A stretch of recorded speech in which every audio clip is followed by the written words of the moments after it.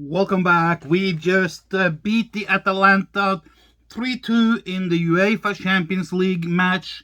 The game ended like 10-15 minutes ago, and it was a firecracker of a game. It was a game of two halves. In the first half, we kind of had control. We had ball possession, we had ball control, we had the majority of the game, but we gave away two sloppy goals. And once again, Harry Maguire was that corner, Harry, that was yours. That one was yours. The second one, McTominay, you could have done better. Two sloppy goals with basically personal mistakes. They were. This was not a tactical blunder in the first half. We put out the team that we thought that was going to perform. It did perform somewhat. Not the best way performance, but then again, it's like when you have had a couple of games lately where it's been a little rusty, you kind of like, you can go two ways. You can get an anti-reaction, or you've been hyping up and talked and pepped up so much that the reaction can be you're still stuck in the same rut, or you can get a totally different reaction and you can go out and really perform. I don't know what was said in the half, but the second half was a firecracker from Manchester United. It was total domination. We could have scored 3 or 4 more goals. And we had the chance to score a couple of goals in the first half too.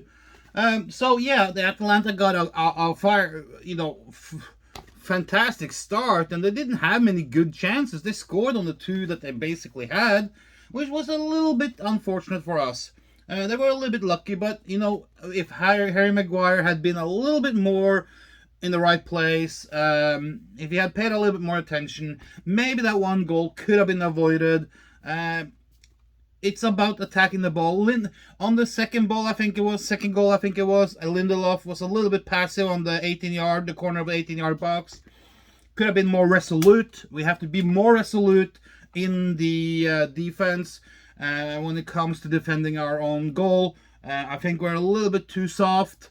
I think we have to become more, if they get a free kick, they get a free kick. But go in and tackle. Don't be afraid to tackle. This game, this VAR has really destroyed the game in many ways because the players are now afraid to go in tackles. But we came out in second half and we got a goal with Rashford. Very important game, part of the game right there, and it kind of like set the tone. The second half was like we got Cavani in, we got Sancho in, we got Pogba in.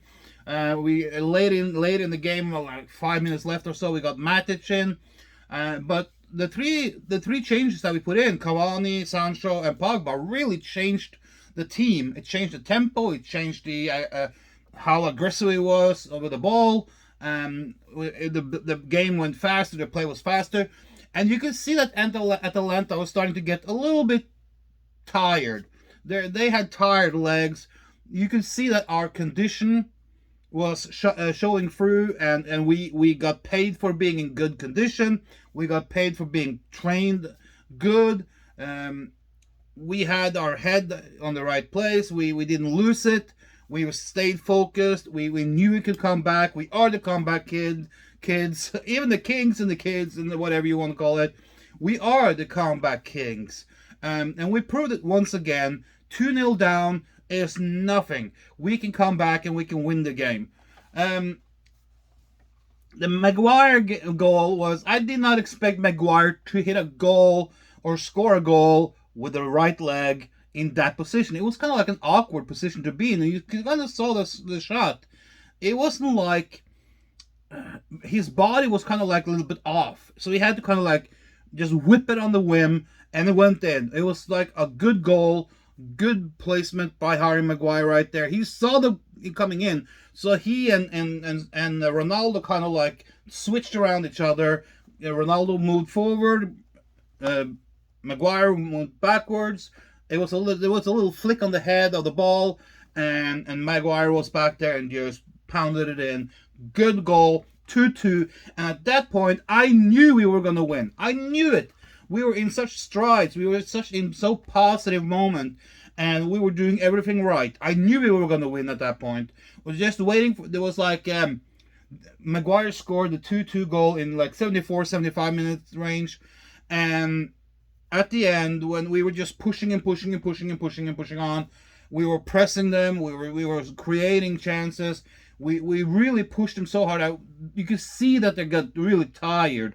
It's almost like their soul left them. A lot of these Atalanta players, especially the back four, um, and you can see it earlier in the game, earlier in the second half, because every time there was like a little rough or a little bump or whatever, the Atalanta players would stay on the ground and play their little Oscar playing thing. Oh, I'm hurt. I'm laying down, letting a minute go by. You can see it then that they were starting to get tired. And I bet you that the Manchester United players and the Manchester United coaching staff saw this and just said, let's go on. Let's pump it. In the 81 minute, I think it was 81 minute, a cross comes in from Luke Shaw, and boom, who else than Cristiano Ronaldo? Ronaldo can be gone from the game 90% of the time, and all of a sudden he just appears, and boom, there's a goal. Good goal, good header, good jump, and well-deserved win. We deserved to win this game.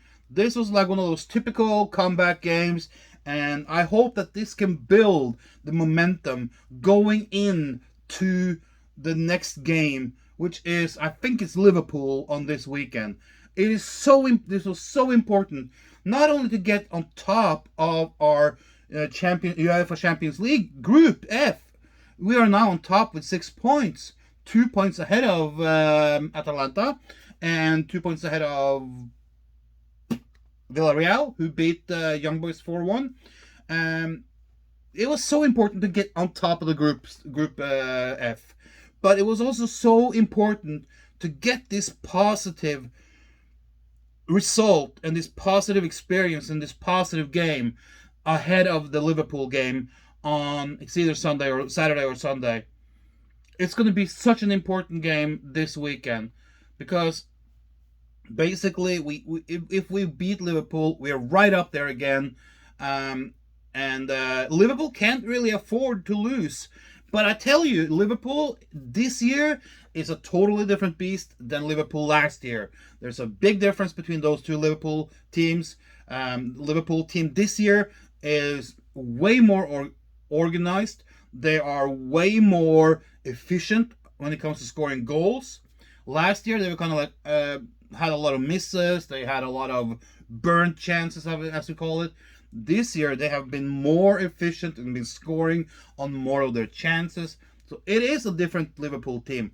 They held Chelsea to a draw, and they've been winning a lot of games. But I tell you, they've been playing a lot of weaker opponents in the Premier League.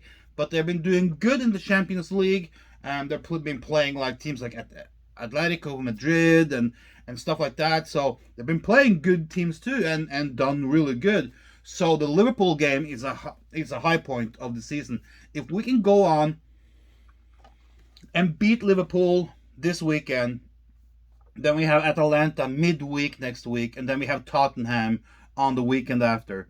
If we can beat Liverpool, then we can go to Italy and play Atalanta with a good feeling that we have 2 games in the baggage that we won. So it's very important now to take this and carry this result over to the Liverpool game and have a good positive experience from the Liverpool game, and then go to Italy and play Atalanta again. If we can beat Atalanta in Italy, it will take us up to 9 points, and Atalanta will be standing on 4 points, which means we're 5 points ahead of them. That will more or less secure our almost, I'm not saying 80%, it's 75 to 80% secured playoffs in the UEFA Champions League. If we can go to Italy and beat them next week, next Wednesday I think it is, then we have 9 points, as I said, and we will be, depending on what Villarreal, of course, do with Young Boys. If there's a draw there in that game, then things starts to look up. Maybe 9 points is okay.